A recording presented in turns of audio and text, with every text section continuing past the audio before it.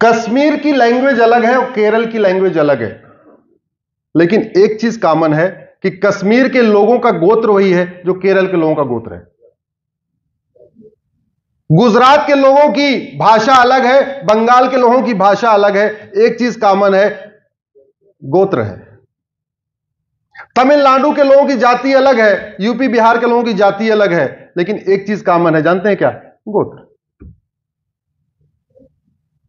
आज की डेट में जो 4 बड़ी समस्याएं हैं, जातिवाद, भाषावाद, क्षेत्रवाद और पंथवाद, इन चारों समस्याओं का इलाज है अगर हम अपनी पुरानी व्यवस्था को फिर से अपना लें, गोत्र व्यवस्था को।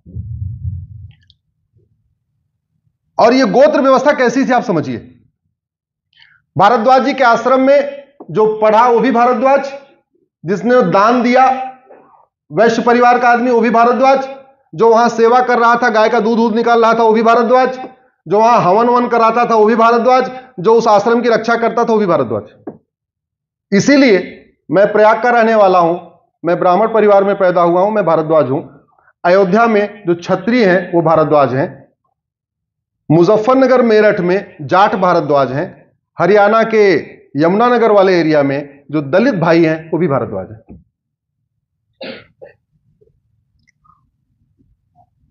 ये जो जाति की गोत्र व्यवस्था थी, महर्षि भारद्वाज, महर्षि अत्रि, महर्षि कौशिक, महर्षि शांडिल्य, महर्षि गर्ग, पराशर, गौतम, सुनक, कश्यप, भार्गव, वस, वशिष्ठ, व्यास, भृगु, कौशल, दधीच, अगस्त, चमन, मार्कंडेय, विश्वामित्र, कात्यायन, ये ऋषियों के नाम हैं जिनके नाम पे गोत्र चलते हैं। मैं धन्यवाद दूंगा ब्रिटेन के प्रधानमंत्री ऋषि सुनक के पूर्वजों को। पाकिस्तान से छोड़ के भागे, लेकिन अपना गोत्र नहीं छोड़ा, अपना धर्म नहीं छोड़ा। सुनक एक महर्षि थे, उनके नाम पे सुनक गोत्र होता है, और उनके पिताजी इसलिए उनका नाम ऋषि सुनक रख दिया महर्षि के नाम पे। पाकिस्तान के रहने वाले थे। तो ये हमारे जो महर्षि थे इनका भी ना जगह जगह आश्रम था। जैसे पंजाब में महर्षि मुदगल का आश्रम था, इसलिए ज्यादातर पंजाबियों का गोत्र मुदगल होता है। महर्षि भारद्वाज का आश्रम प्रयाग में था, तो इसलिए उस वाले एरिया के ज्यादातर लोगों का आश्रम जो गोत्र है वो भारद्वाज। सबसे ज्यादा जो ऋषि पाए गए वो हरियाणा में पाए गए, ज्यादातर लोगों के वहां पे आश्रम थे।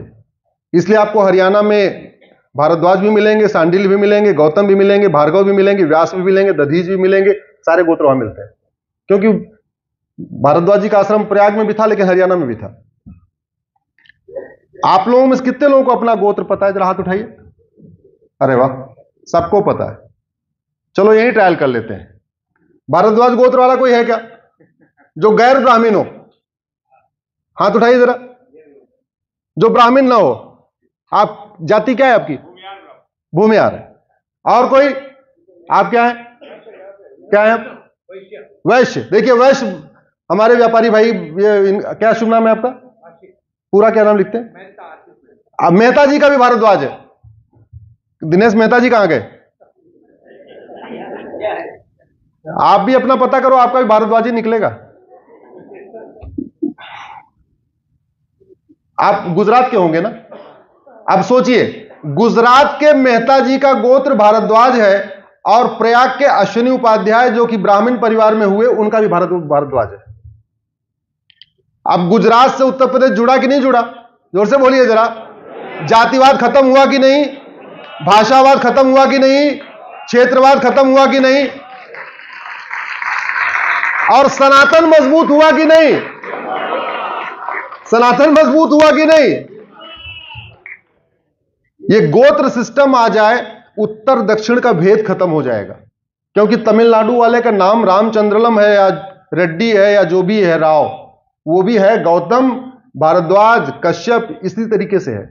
और ये बात आज मैं, सुबह मेरा सत्र था वाराणसी में, वहां 3 दिन की संस्कृति संसद चल रही है। वहां पे बहुत सारे, करीब देश भर के 400 महामंडलेश्वर थे आज वहां पे।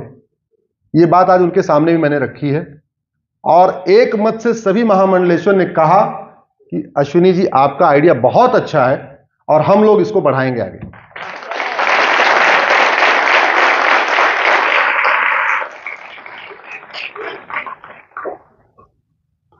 एक बहुत बड़ी समस्या आ रही है अलगाववाद और कट्टरवाद की। जातिवाद, भाषावाद, क्षेत्रवाद का पर्चा बाहर निकाल दूं अब? हो गया? खत्म हो जाएगा?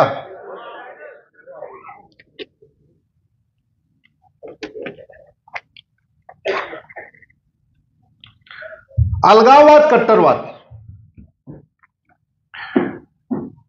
हम लोग जो प्राइमरी में पढ़े हैं, आप सब लोग भी पढ़े हैं, उसमें से कौन सी पढ़ाई आपके जीवन में काम आ रही है? केवल गिनती और पहाड़ा छोड़ के। आर्किमिडीज आपके जीवन में काम आ रहा है क्या? राइट बंधु आ रहे हैं आपके जीवन में काम? वो बंदर को इंसान बनाने वाले आ रहे हैं काम? प्राथमिक शिक्षा व्यवस्था का मूल उद्देश्य होता है कि वो तन मन से स्वस्थ हो और अच्छा स्वस्थ हो। आखिर इतना मानसिक विकार क्यों आ रहा है और इतना आदमी शारीरिक रूप से कमजोर क्यों हो रहा है? अब तानाजी क्यों नहीं पैदा हो रहे हैं? अब आदमी 8 घंटे सूर्य नमस्कार क्यों नहीं कर पा रहा है? 8 घंटे छोड़ो, 10 बार भी नहीं कर पा रहा है। क्यों? है तो जिम तो है। जिम वाले कर ले रहे हैं क्या सूर्य नमस्कार? जिम वाले 300 किलो उठा सकते हैं क्या? नहीं उठा सकते। अरे हमारी शिक्षा व्यवस्था, हमारी चिकित्सा व्यवस्था और हमारी आध्यात्मिक व्यवस्था दुनिया की सर्वोत्तम व्यवस्था थी, और वो इसलिए थी क्योंकि एक दिन में नहीं आई थी। Tried tested, tried tested, tried tested करते करते आई है। ये तो हमारे पॉलिटिशियंस को 3 तरीके की